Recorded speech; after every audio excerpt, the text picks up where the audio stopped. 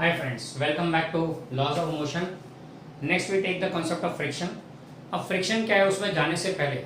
we have to take one important concept that is normal force. Normal force और कई बार इसको normal reaction भी बोलते हैं. Normal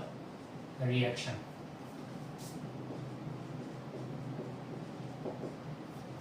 आपने इसका नाम तो सुना होगा जब डायमेंशनल इक्वेशन का टेबल बना रहे थे तब नॉर्मल फोर्स और नॉर्मल रिएक्शन आया था तब बोला था एक सिंपली फोर्स है व्हाट इट इज वो देखते हैं चलो suppose there is an object lying on rest on some surface ये सरफेस पे object is lying at rest the object has mass m तो by virtue of its mass a weight force gravitational force acts on it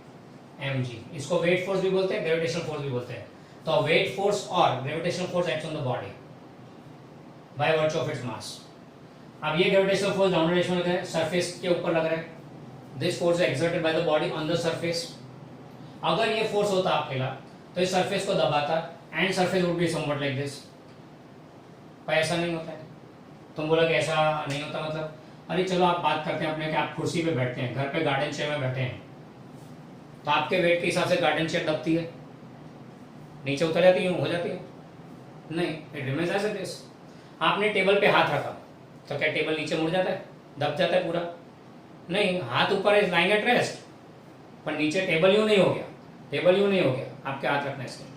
क्यों ऐसा हुआ even on placing this body of mass m here a weight force acting on it in downward direction the surface does not go down like this but like this क्यों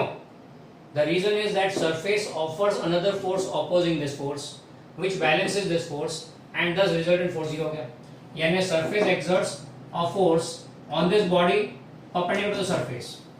a force exerted by the surface on the body perpendicular to the surface and this force is called normal force normal यानी perpendicular direction में force applied by the surface on the body ये क्या है इस action का reaction है perpendicular direction में is also called normal reaction it's a reaction to this force normal reaction in perpendicular direction so the force exerted by the surface on the body perpendicular to the surface is called normal reaction अब normal reaction का value कितना अगर मान लो normal reaction less than mg से कम होता है ये नॉर्मल फोर्स का वैल्यू इससे कम होता तो रिजल्टेंट फोर्स डाउनवर्ड डायरेक्शन में तो ये सरफेस दब जाता ऐसा तो नहीं हो रहा है मान लो नॉर्मल फोर्स का वैल्यू ज्यादा होता है mg से if normal force more than mg तो ये हवा में आ जाता सरफेस हवा में भी नहीं बॉडी हवा में भी नहीं है मतलब क्या हुआ normal force equal to mg तो नॉर्मल फोर्स का वैल्यू कितना mg जितना दोनों फोर्स एक दूसरे को बैलेंस करते हैं इसलिए body lies on the rest मतलब क्या हो गया हर एक केस में a stationary body lying on the surface exerts gravitational force in the downward direction and the surface exerts a normal force in upward direction weight force downward direction में लग रहा है तो normal reaction upward direction में लग रहा है weight force यानी सरफेस पे लगने वाले फोर्स को अपोज करता है सरफेस अभी हॉरिजॉन्टल है तो mg n equal to mg है अपवर्ड डायरेक्शन में तो for horizontal surface normal force is equal to mg weight force okay पर अगर मान लो सरफेस ये इंक्लाइंड होता तो मान लो सरफेस ये इंक्लाइंड है हॉरिजॉन्टल से at an angle theta inclined है surface inclined at an angle theta with the horizontal ऐसा सिचुएशन है एंड ये सरफेस पे बॉडी पड़ा हुआ है a body line on the surface on the inclined plane ये inclined plane कितने एंगल पे inclined है थीटा एंगल पे अब ये बॉडी पे उसके मास के कारण लगने वाला फोर्स मास m है तो लगने वाला फोर्स कितना mg in vertical downward direction surface inclined है बाकी फोर्स वर्टिकल डाउनवर्ड डायरेक्शन में है mg ये वेट फोर्स हो गया बराबर है इस वेट फोर्स के दो कंपोनेंट लेते हैं एक परपेंडिकुलर सरफेस एंड दूसरा parallel to surface mg is resolved in two components that is perpendicular surface and parallel to surface mg resolved into component perpendicular surface दूसरा parallel to surface अगर ये angle theta है तो bye geometry this angle भी theta by geometry this angle भी theta and अगर ये theta है तो ये कंपोनेंट हो जाएगा mg cos थीटा एंड ये कंपोनेंट होगा mg sin थीटा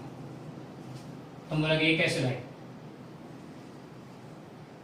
ये कैसे लाए तो याद करो सिस्टम x एक्सिस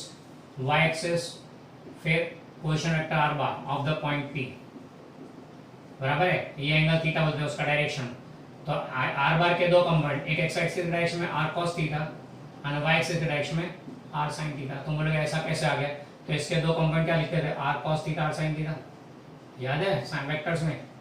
तो वही तो ये कॉन्सेप्ट आर कॉस थीटा से, x component R cos theta, y component R sine theta. यानी आर बार को रिजोल्व किया दो कंपोनेंट में, एक और दो, एंगल थीटा के बाजू वाला component, that component adjacent to angle theta is cos theta and that other component is sine theta. तो component adjacent to theta is cos theta, other component sine theta. अब यहाँ पे नॉर्मल फोर्स का लगेगा, तो सरफेस, ये surface के ऊपर ये फोर्स लग रहा है, तो नॉर्मल फोर्स इसके ऊपर पड़ेगा like this, in this case N you होगा, एन कितना होगा, एन का value equal to this force which is pulling it, mg cos theta. तो for inclined plane normal force कितना, equal to mg cos theta, ये याद रखने का खास। इंक्लाइंड प्लेन के लिए normal force mg cos theta, ये फिगर वेरी वेरी इंपॉर्टेंट, याद रखने का।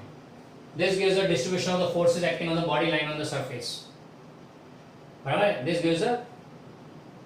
distribution of forces acting on the body line on the surface। हम लोग काफी प्रॉब्लम्स में इसका यूज करने वाले हैं, इसका यूज हम लोग बहुत सारे प्रॉब्लम्स में करेंगे। तो अगर हॉरिजॉन्टल सरफेस है तो n equal to mg, and अगर इंक्लाइंड प्लेन है तो n equal to mg cos theta, ये याद रखने का खास। ओके, इतना ख्याल आ गया। अब चलते हैं हम लोग फ्रिक्शन की तरफ, just go through this one. ये नोट्स में क्वेश्चन नंबर 14 है।